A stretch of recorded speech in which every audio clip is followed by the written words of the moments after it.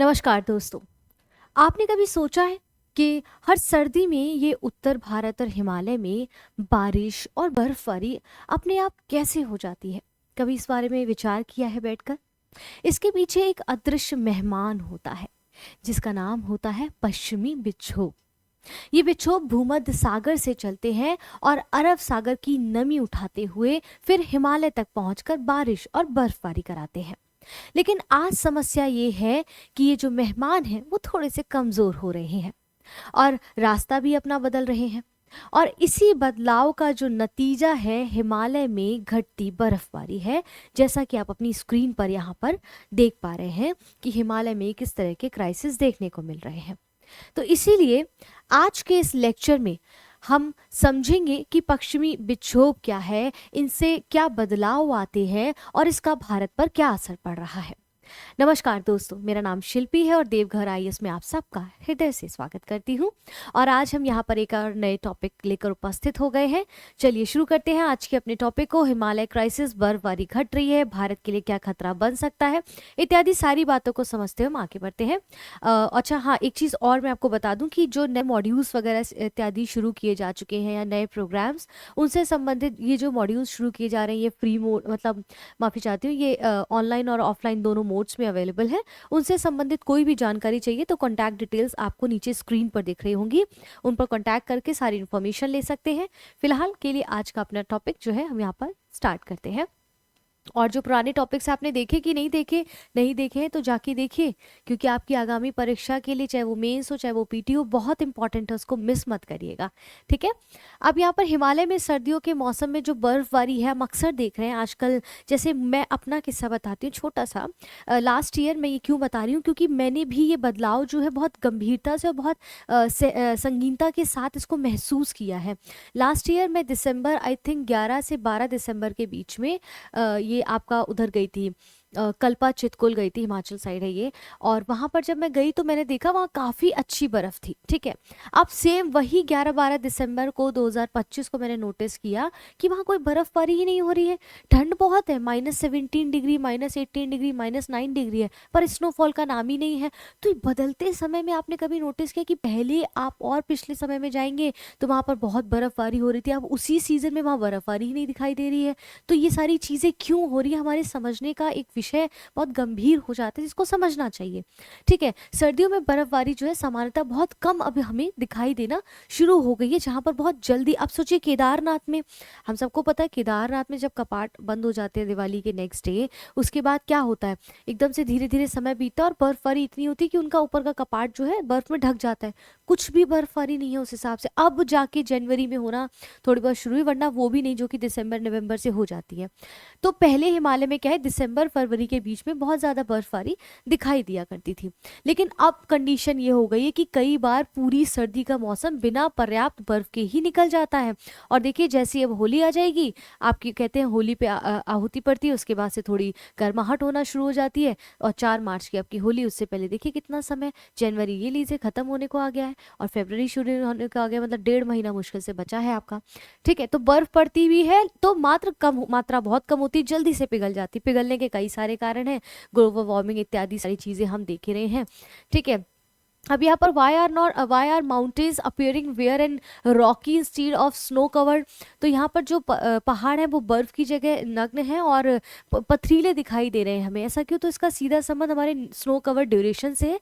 पहले बर्फ कई महीने तक जमी रहती थी, पहाड़ सफ़ेद चादर से हमें दिखाई देते थे, लेकिन अब बर्फ कम गिरती है, तापमान, टेम्परेचर ज़्यादा बढ़ गया है। टेम्परेचर ज़्यादा होने से जल्दी पिघल जाती है। नतीजा क्या होता है, चट्टाने, सूखे पहाड़ दिखाई देते हैं। इससे वैज्ञानिक भाषा में कहते हैं डिक्लाइनिंग सीजनल स्नो कवर।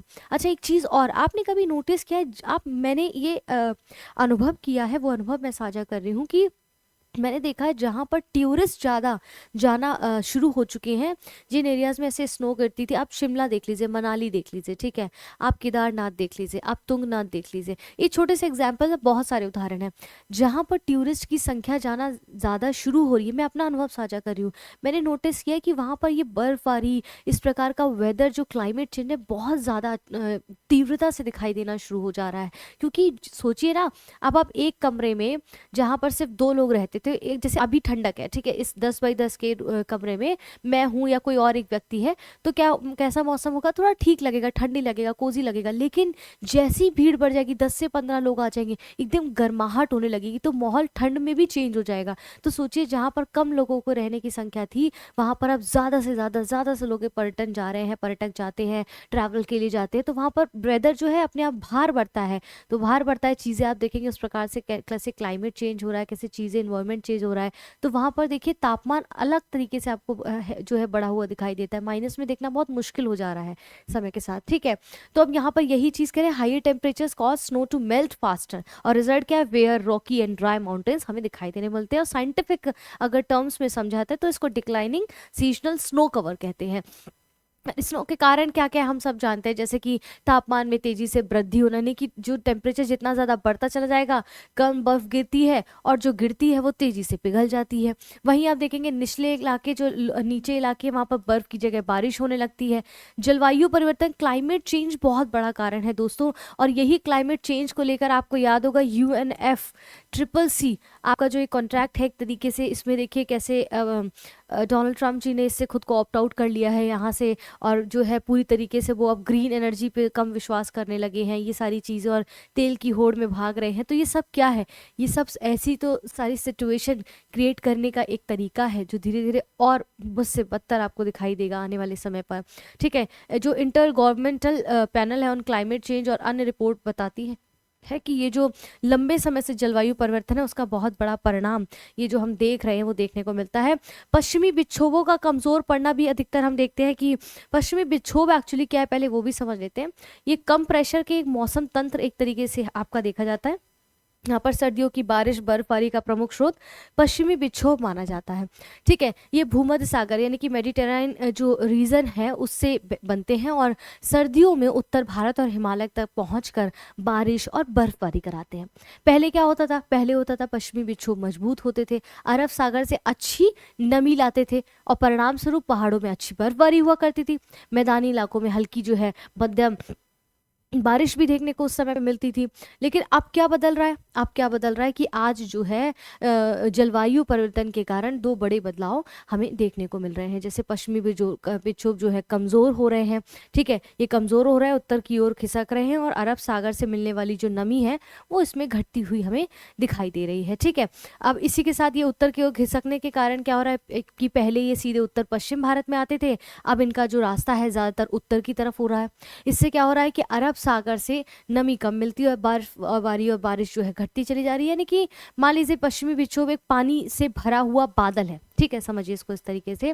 पहले बादल पूरा भरा हुआ था ज़्यादा बारिश होती थी, अब बादल वो कम नमी लेकर आ रहा है तो कम भरा हुआ है तो कम बारिश है, और इस प्रकार से यहाँ पर बादल सूखा है तो रास्ता भी बदल रहा है, और बारिश भी कम हो रही है, और बर्फबारी तो जो हम देख रहे हैं वो तो देख ही रहे हैं। तो ये सारी चीज़ें यहाँ पर इसके परिणाम कॉजेज हमें दिखाई दे रहे हैं, ठीक है। मेन रीजन हमने देखा, rise in temperature, climate change, weakening of western disturbances, पश्चिमी विक्षोभ भी एक बहुत बड़ा कारण है। स्नो ड्रॉट की बात करें, बर्फ का सूखा, यानी कि कई अध्ययनों में हिमालय स्नो ड्रॉट जैसी स्थिति पाई गई है। इसका मतलब है सर्दियों में पर्याप्त बर्फ का जमा ना होना, ठीक है, पर्याप्त बर्फ का जमा ना होना, ये भी एक बहुत बड़ा कारण है इस तरह की चीज़ों से। इसके दुष्परिणाम क्या है, जो ये कम बर्फबारी हो रही, भाई इसके दुष्परिणाम कॉजेज भी तो होंगे ना, जैसे पानी की उपलब्धता में कमी। अब देखिए ग्लेशियर्स जो उनमें और बर्फ इकट्ठा नहीं होगी तो पानी की कमी, धीरे धीरे वो पिघलेंगे। देखिए जब ज़्यादा बर्फ़ पिघलेगी तो ज़्यादा पानी होगा, कम बर्फ़ पिघलेगी तो कम पानी होगा। अब यहाँ पानी की उपलब्धता में कमी होगी। हिमालयी क्षेत्रों में जंगल की आग का खतरा, गर्मियों में आप कितना सुनते, 51-50 डिग्री, सोचिए पहाड़ों पे टेम्परेचर चला जाता है, ठीक है। पहाड़ों की स्थिरता जो है घटती है, और बर्फ़ और हिम पहाड़ों के लिए सीमेंट की तरह जो काम करते हैं वो धीरे धीरे अब छटते हुए आपको दिखाई दे रहे हैं बदलते हुए समय के अनुसार, ठीक है। और पानी की उपलब्धता में कमी दिख रही है हमें, और बर्फ कम गिरती है तो नदियों में पानी कम पहुंचता है, पीने के पानी की कमी होती है, इससे सिंचाई भी प्रभावित होती है। भाई पानी नहीं होगा तो सिंचाई कहाँ से होगी, है, ठीक है। हाइड्रो पावर उत्पादन भी घटता है, इससे सीधा असर करोड़ों लोगों की जल सुरक्षा पर पड़ता है। और जैसा कि मैंने आपको जियोपॉलिटिकल के टॉपिक्स पढ़ाते वक्त बताया है कि आने वाले समय पर पानी के लिए वॉर होना निश्चित है, जिस प्रकार की सिचुएशन हमें दिखाई दे रही है, ठीक है। हिमालय क्षेत्रों में जंगल की आग का खतरा हमने अभी देखा कि सर्दियों में कम बर्फबारी से, ये सेम ही चीज़ है, मतलब मिट्टी और जंगल ज़्यादा सूखे रहते हैं जिसके कारण वहाँ पर आग लगने की संभावनाएं ज़्यादा बढ़ जाती हैं। सूखी परिस्थितियों में छोटी छोटी सी चिंगारी या पत्ते रगड़ या पत्थर आपस में रगड़ते चिंगारी पैदा करते हैं। सूखे जो पत्ते इत्यादि होते हैं वो भीषण आग में तब्दील हो जाते हैं और वन्य जीवों को काफ़ी नुकसान पहुँचता है। जैसे बायोडाइवर्सिटी पे भाई ऑब्वियस सी बात है, अगर किसी के घर में कोई आग लगा दी जाए तो वहाँ पर रहने वाले लोगों की क्या हालत होगी। सेम एज वेल बायोडाइवर्सिटी पर इसका बहुत असर पड़ता है। जो वहाँ के लोकल्स लोग हैं उनकी आजीविका को भी बहुत प्रभाव करता है। इवन शिमला वगैरह में पानी का तो हमें पता है कितने क्राइसिस हैं, तो वहाँ तो लोग कहते हैं कि भैया इतने टूरिस्ट आओ ही मत, क्योंकि ये होटल्स वाले क्या करते हैं, ज़्यादा ज़्यादा पानी का कंजप्शन कराते हैं और लोकलिटीज़ को, जो लोकल्स हैं उनको बहुत तकलीफ होती है, दिक्कत होती है उन चीज़ों से। ठीक है। बढ़ती प्राकृतिक आपदाएं जैसे बर्फ और ग्लेशियर कम होने से क्या होता है, भूस्खलन ज़्यादा आते हैं, चट्टानों का गिरना, ग्लेशियर झीलों का फटना, ग्लोव्स जिसको कहते हैं, मलबा बहाव बहुत ज़्यादा देखने को मिलता है और आपदाएं पहले से अधिक सामान्य हो गई हैं। हम लगातार हर वर्ष इन चीज़ों को देखते आ रहे हैं। ठीक है। इसीलिए कहते हैं प्रकृति का हमेशा सम्मान करना चाहिए, क्योंकि प्रकृति जब आपसे लेती है तो फिर वो काल के गाल में समाती है। ठीक है। चिंता की बात ये आखिर क्यों है, क्यों इतना मैटर कर रहा है। अगर बर्फ नहीं गिर रही तो इट्स ओके, लेकिन मैटर कर रहा है क्यों, क्योंकि जल सुरक्षा पर असर पड़ रहा है। बसंत में पिघलने वाली बर्फ जो है नदियों का बड़ा स्रोत बनती है गर्मियों के लिए। ठीक है। इससे पीने का पानी, सिंचाई और हाइड्रो पावर प्रभावित होते हैं। आपदाओं का जोखिम बना रहता है और कमी से भूस्खलन, चट्टान गिरना इत्यादि दिखते हैं। जंगल की आग हम देखते हैं, यही सब चीज़ें रिपीटेड है। भाई एक ही चीज़ समझिए ना कि वनाग्नि का खतरा बन जाता है, सूखेपन का, सूखापन होगा, पानी की कमी होगी, सिंचाई में दिक्कत आएगी, हाइड्रो पावर में दिक्कत आएगी, रोज़मर्रा की चीज़ों को कंटिन्यू कर पाने में समस्याएं उत्पन्न होंगी। तो ये सारी चिंता का विषय तो है। Why is this a matter of concern. तो ये सारे कंसर्न आप इसको ना हमेशा कनेक्ट करके देखिए कि भाई हमारे निजी जीवन में इसका क्या फ़र्क पड़ेगा। बिल्कुल पूरा इम्पैक्ट पड़ता है। जब दो देश युद्ध लड़ रहे होते हैं तो ऐसा नहीं है पूरा दो देश ही सिर्फ युद्ध लड़ रहे हैं, पूरा विश्व उसमें जोखिम उठा रहा होता है, प्रत्यक्ष और अप्रत्यक्ष रूप से। तो सारी चीज़ें जो अभी आप जो जियोपॉलिटिकल्स में बदलते हुए समय में देख रहे हैं, ये सब कुछ इससे कनेक्टेड होगा, है और रहेगा कनेक्टेड। आप देखेंगे समय के बदलते हुए जो होड़ मची है ना तेल की और ग्रीन एनर्जी को इग्नोर करने की, और इस तरह से ट्रिपल सी जैसे इतने बड़े उससे जो है खुद को कट ऑफ करने की, या इस तरह के ऑर्गेनाइजेशन से खुद को हटाने की, बताने की कि हम अपनी भूख के आगे किसी का भला नहीं देखते। और ये एनर्जी कोई मैटर नहीं करती, बस जितना है उन्हें समेट लो, खा लो, निचोड़ लो, प्रकृति को एकदम ड्रेन कर दो। सोचिए प्रकृति को जब आप ड्रेन करेंगे तो प्रकृति भी तो आपसे चीज़ों को छीन लेगी ना। वही चीज़ है कि हालिया वैज्ञानिक निष्कर्ष ये बताते हैं कि इंडिया जो है मेट्रोलॉजिकल डिपार्टमेंट ये कहता है कि उत्तर पश्चिम भारत में जनवरी मार्च के दौरान LPA से 86% तक की कमी की आशंका देखी गई है। Internal centre for integrated mountain development 2024-5 की सर्दी में स्नो प्रेसिस्टेंस 24% कम और 23 वर्षों के रिकॉर्ड में सबसे ज़्यादा गिरावट 2024-25 में देखने को मिली है।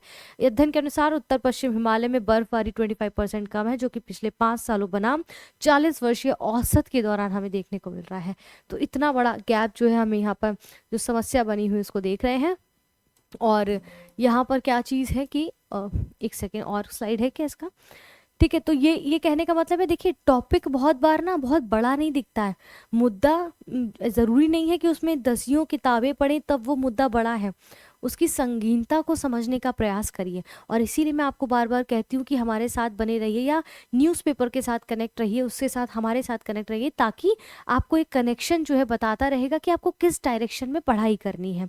क्योंकि देखिए हम सब जगह से सुनते, लोग कहते हैं कि क्या पढ़ना है उससे ज़्यादा ज़रूरी है क्या नहीं पढ़ना है। तो इस बात को जानने के लिए अगर सही मार्गदर्शन आपके पास रहेगा तो आप सही तरीके से एक सही उपलब्धि प्राप्त कर पाएंगे अपने जीवन में। ठीक है। तो इसी प्रकार से ऐसे जो टॉपिक्स आते हैं, जो नए नए मॉड्यूल्स आ रहे हैं, प्रोग्राम्स आ रहे हैं देवघर IAS अकेडमी पर, तो उससे साथ निरंतर बने रहिए। आपको फ्री ऑफ कॉस्ट, ऐसा भी नहीं कोई पैसे देने हैं, काफ़ी प्रोग्राम्स तो हमारे फ्री ही हैं। तो फिलहाल के लिए इस वीडियो को मैं यहाँ समाप्त करती हूँ। कोई भी डिटेल्स चाहिए, कॉन्टैक्ट डिटेल्स आपको नीचे मिल जाएंगे, आपकी स्लाइड पर जो है स्क्रॉल भी हो रही होंगी, तो देख लीजिएगा, कॉन्टैक्ट कर लीजिएगा। फिलहाल के लिए इस वीडियो से मैं विदा लेती हूँ। कल मिलते हैं एक और नए टॉपिक के साथ, तब तक के लिए धन्यवाद।